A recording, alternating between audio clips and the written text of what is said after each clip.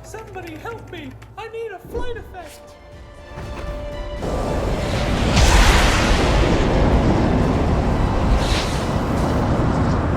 I am excited for this one. Not only are we doing the Man of Steel flight effect, an effect I've wanted to do for ages, but we are bringing this to you in a 4-part mini-series, each of which is going to be focused and directed on an aspect that went into making the sequence. Starting off with today, DIY lighting. We were able to make this from home.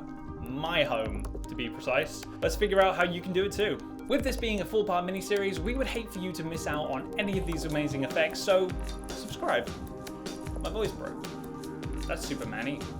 Our flying effect, of course, is inspired by the one in Man of Steel, which aimed to capture the speed of which Superman flies. Faster than a speeding bullet, if you hadn't heard. Sequences were captured on green screen in a giant sound studio, using a series of wires and gimbal rigs to help lift Superman himself. Today we're going down the DIY route, working with what I have available around the house. So we're going to be recreating this blockbuster effect with a $50 softbox, a $30 ring light, some household lights, which I think are from IKEA, not to mention a pop-up green screen that I found for $60. And since I wasn't much of a Spider-Man, oh no! Let's see how I do as the Man of Steel. In the FXhome office, we're lucky to have a great selection of lights and equipment to make our tutorials. But for this shot, to make the most of what I have available, it's best to location scout. I've decided to film in this room. It's got the most space out of the entire house, as well as furniture that I can actually move out, and plan what the end result could look like. This is the time to look closely at the reference material, as well as consider our needs and what's possible. What do you think? Let's start off with the needs. Looking at my location, we have a few things working against us. This large window is throwing in a directional daylight onto my set. Can't have that. The white walls cause light to bounce everywhere, as white is reflective. And the majority of my lamps are unadjustable, meaning I can't dim them and they're set to one color temperature. The green screen also requires to be well lit and, of course, green. Need to know more about green screens? I highly recommend our 5 tips for green screen compositing. Javert lays down how to get the best results for your composites. So, what's our solution? Let's start off with this simple one. That window can be covered. A common approach is to use black bin bags. Get as many as you can and just tape them up. Originally I considered standing on the green screen and placing the camera above me, but this would create a nasty contact shadow and make for a rough key. A huge no-no.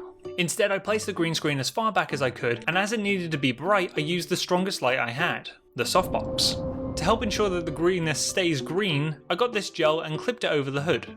$5. To give the impression of flight, I took the back off of the office chair, again from IKEA, and rested it on the seat. It's a bit of an ab workout to get the angle right, but it's comfier than wires and gimbal rigs. The IKEA lights are set to 3000 Kelvin, give or take, a really warm temperature. Know what else is warm? The sun! By having the lamps behind the subject, we've created the divide between the green screen, and we know that the sun is now going to be behind us in the composite. Using the light in this particular direction also prevents a large amount of bounce. Though we actually used it to our advantage, bouncing some of the light from this desk lamp onto the wall, which will soften the light on our subject. White walls aren't so bad after all, I guess. So after all this consideration, what have we got? We have our green screen placed at the far back of the room, using a softbox light to light the entire thing evenly. Warm IKEA lights have been placed behind the green screen and acting as a sun, which is also separating our subject from the green screen.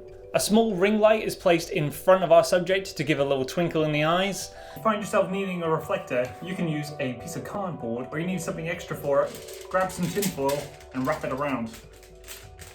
Nice. And an office chair was used as a resting point for our actor, because flying involves not being on your feet. Now it's just a case of handing it over to our compositor. So we've got this great footage and I'm making good progress on it, but our Super Tom character still does not have a cape. Much like the actual film, we CG'd our Superman cape, so if you haven't already, subscribe so you don't miss out on that and the other tutorials covering the actual flight and sonic boom. If there's something else that you want to see, let us know in the comment section down below, and I'll see you in the next tutorial.